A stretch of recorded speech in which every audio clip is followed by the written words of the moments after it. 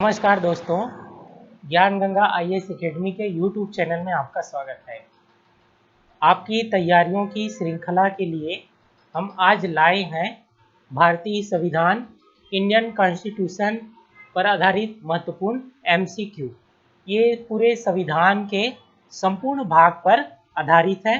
आगामी आने वाले एग्जामों के लिए आपके लिए बहुत ही महत्वपूर्ण साबित हो सकते हैं। चलिए इसको देखते हैं। पहला क्वेश्चन है, प्रांतीय सरकारों का गठन निम्नलिखित में से किस अधिनियम के तहत किया गया था?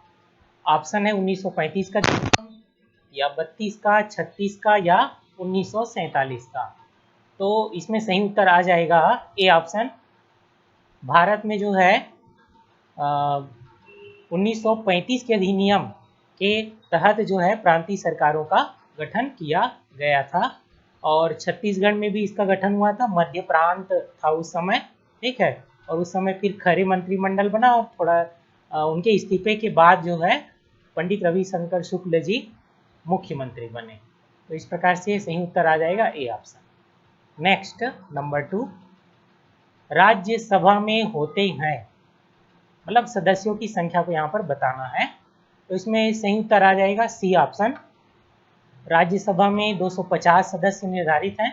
इनमें से 12 सदस्य भारत के राष्ट्रपति के द्वारा मनोनीत किए जाते हैं। हालांकि अभी वर्तमान जो संख्या है वो है 245 सदस्य, ठीक है। नेक्स्ट,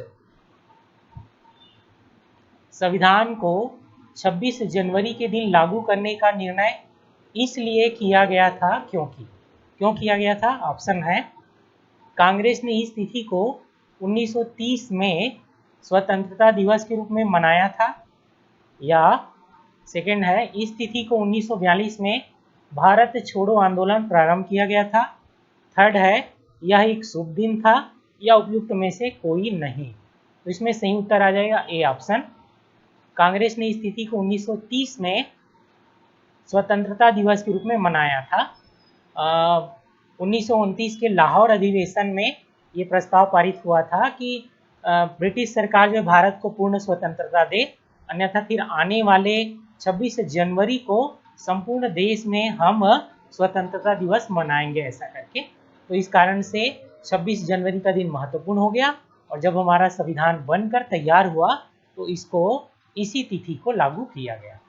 नेक्स्ट नंबर 4, लोक लेखा समिति अपनी रिपोर्ट प्रस्तुत करती है नियंत्रक महालेखा परीक्षक को, लोकसभा के स्पीकर को, संसदीय मामलों के मंत्री को, या भारत के राष्ट्रपति को। तो इसमें सही हो जाएगा आंसर सेकेंड ऑप्शन। लोकसभा के जो अध्यक्ष होते हैं, स्पीकर होते हैं, उसी को लोक लेखा समिति अपनी रिपोर्ट प्रस्तुत करती है, क्योंकि ये एक संयुक्त समिति है जिसमें लोकसभा और राज्यसभा के सदस्य शामिल होते हैं 15+7 करके, और इस कारण से ये अपने लोकसभा के स्पीकर को सौंपती है। और लोक लेखा समिति का सही जो कार्य होता है वो है नियंत्रक महालेखा परीक्षक अर्थात कैग की रिपोर्ट की जांच करना। नेक्स्ट,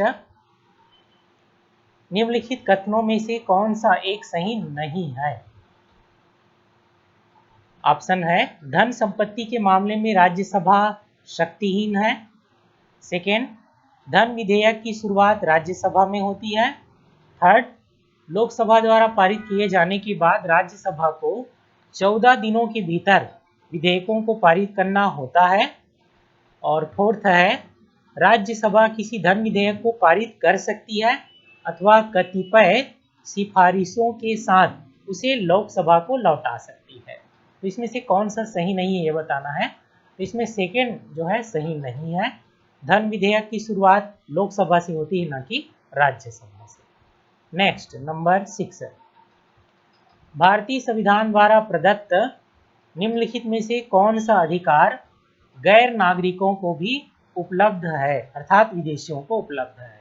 ऑप्शन है, संवैधानिक निराकरण का अधिकार, अभिव्यक्ति की स्वतंत्रता, देश के किसी भाग में घूमने एवं बसने की स्वतंत्रता, या संपत्ति अर्जित करने की स्वतंत्रता। तो इसमें सही उत्तर आ जाएगा ए ऑप्शन। संवैधानिक निराकरण का जो अधिकार है वो गैर नागरिकों को भी प्राप्त है।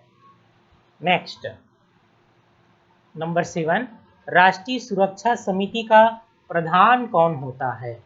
गृह मंत्री, प्रधानमंत्री, राष्ट्रपति या उपराष्ट्रपति? इसमें सही उत्तर आ जाएगा राष्ट्रपति। तीनों सेनाओं के प्रमुख होते हैं, सैनिक कमांडर इन चीफ होते हैं ये, इस कारण से राष्ट्रीय सुरक्षा समिति के भी प्रधान संवैधानिक रूप से यही माने जाते हैं।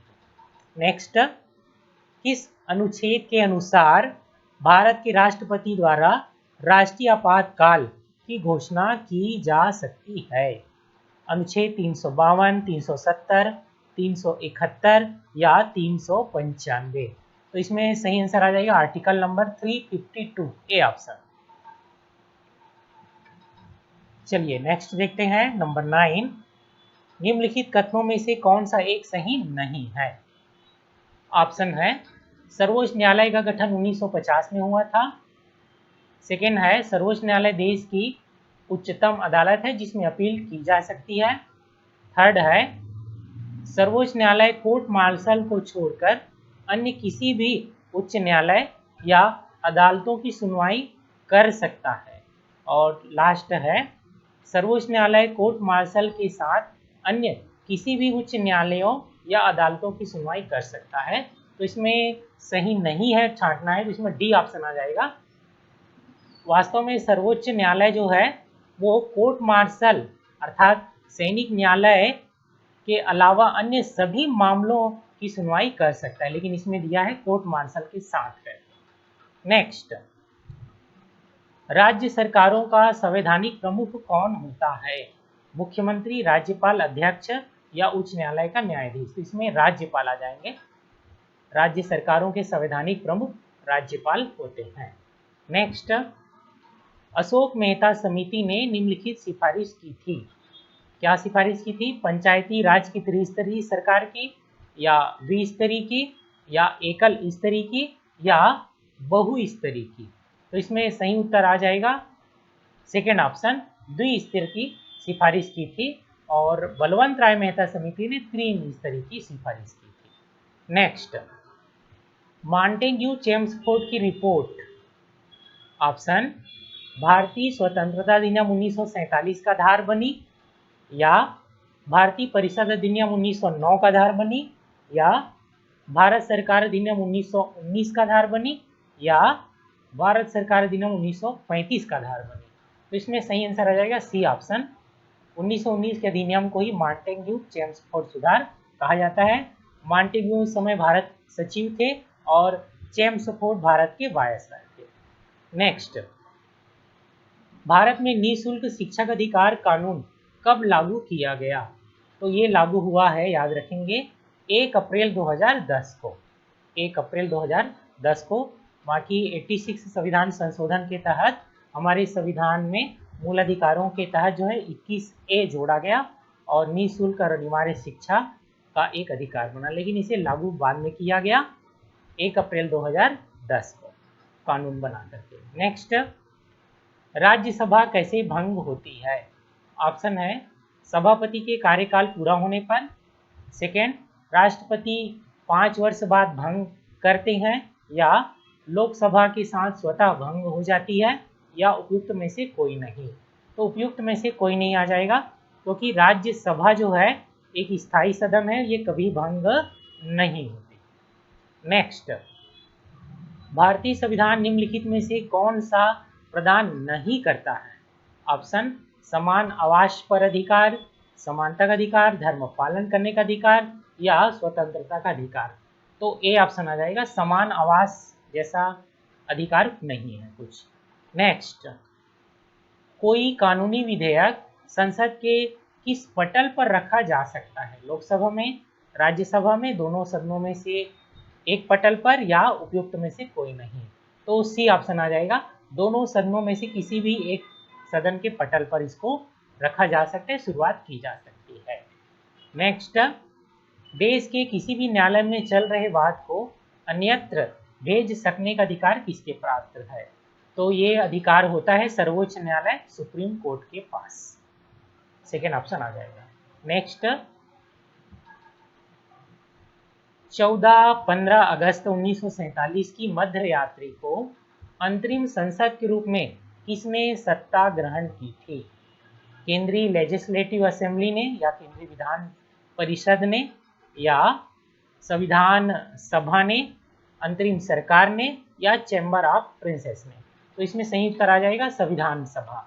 हमारे देश की संविधान बनाने वाली जो सभा थी उसी ने ही जो है अंतरिम संसद के रूप में काम करने के लिए सत्ता ग्रहण की थी। नेक्स्ट, 14-15 अगस्त 1947 की मध्य रात्रि को केंद्रीय असेंबली में इकबाल का जो गीत है हिंदुस्तान हमारा और जन गण मन, ये किसने गाया था? तो याद रखेंगे ये गाया था एम.एस. सुब्बालक्ष्मी ने। डी ऑप्शन आ जाएगा। नेक्स्ट, भारतीय संसद का सचिवालय संसदीय कार्य मंत्री के अधीन होता है, राष्ट्रपति के अधीन है, सरकार से स्वतंत्र है, या सर्वोच्च न्यायालय के अधीन है? तो इसमें सही उत्तर आ जाएगा ए ऑप्शन, संसदीय कार्य मंत्री के अधीन होता है भारतीय संसद का सचिवालय। वहीं लोकसभा का सचिवालय लोकसभा अध्यक्ष के अधीन होता है, और राज्यसभा का जो सचिवालय है वो राज्यसभा के सभापति के अधीन होता है। नेक्स्ट, संविधान सभा में वयस्क मताधिकार को 15 वर्ष के लिए स्थगित करने की बात किसने कही थी? तो ये कहा था मौलाना अबुल कलाम आजाद ने। सी ऑप्शन आ जाएगा। नेक्स्ट, भारत सरकार द्वारा वित्त विधेयक सदन में पेश किया जाता है, राज्यसभा में, विधानसभा में, विधान परिषद में, या लोकसभा में? तो वित्त विधेयक प्रस्तुत किया जाता है लोकसभा में। डी ऑप्शन आ जाएगा। नेक्स्ट, भारत के संविधान के उद्देश्यों में से एक के रूप में आर्थिक न्याय का किसमें उपबंध किया गया है? उद्देशिका और मूल अधिकार में, या उद्देशिका और राज्य के नीति निदेशक तत्वों में, या मूल अधिकार और राज्य की नीति के निदेशक तत्वों में, या उपयुक्त में से कोई नहीं? तो इसमें सही आंसर आ जाएगा सेकेंड ऑप्शन, हमारे देश की उद्देशिका अर्थात प्रस्तावना में और राज्य के नीति निदेशक तत्व में, दोनों में ही आर्थिक न्याय ये शब्द आया है, उसमें कही गई है ये बात जो है। नेक्स्ट, भारत के संविधान के अनुसार निम्नलिखित में से कौन सा देश के शासन के लिए आधारभूत है? ऑप्शन, मूल अधिकार है, या मूल कर्तव्य, या राज्य के नीति निदेशक तत्व, या मूल अधिकार तथा मूल कर्तव्य? तो इसमें सही उत्तर आ जाएगा सी ऑप्शन, राज्य के नीति निदेशक तत्व ये आधारभूत तत्व है शासन के लिए। शासन जो है अर्थात सरकार, राज्य जो है, इन्हीं के माध्यम से ही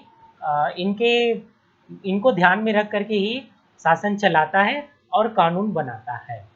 नेक्स्ट, यदि राज्यसभा किसी धन विधेयक में सारभूत संशोधन करती है तो तत्पश्चात क्या होगा? लोकसभा राज्यसभा की अनुशंसाओं को स्वीकार करेगी या अस्वीकार करेगी, इस विधेयक पर आगे कार्रवाई कर सकती है। सेकेंड, लोकसभा विधेयक पर आगे कोई विचार नहीं कर सकती।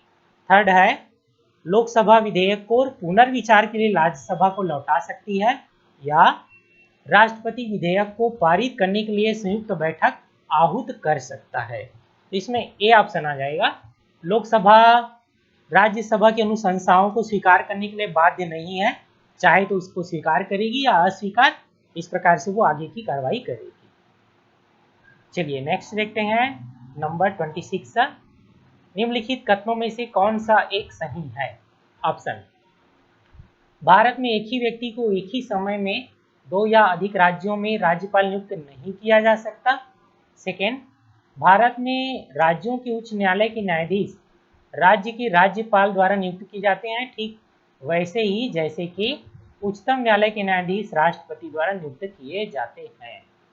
थर्ड है, भारत के संविधान में राज्यपाल को उसके पद से हटाने हेतु कोई भी प्रक्रिया अधिकथित नहीं है।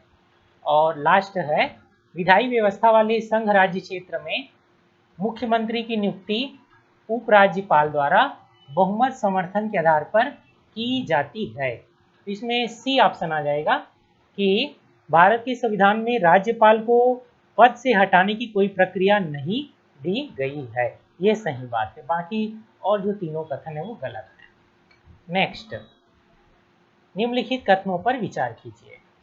फर्स्ट, भारत के संविधान में संशोधन केवल लोकसभा में एक विधेयक की पुनः स्थापना द्वारा ही प्रारंभ की जा सकती है। तो ये पुनः ना होकर के पूरा है ना, उसको र पढ़ेंगे, पुनः स्थापना अर्थात रखने से की जा सकती है। सेकेंड है, यदि ऐसा संशोधन संविधान के संघीय चरित्र में परिवर्तन की मांग करता है तो संशोधन का अनुसमर्थन भारत के सभी राज्यों के विधानमंडलों द्वारा किया जाना आवश्यक है।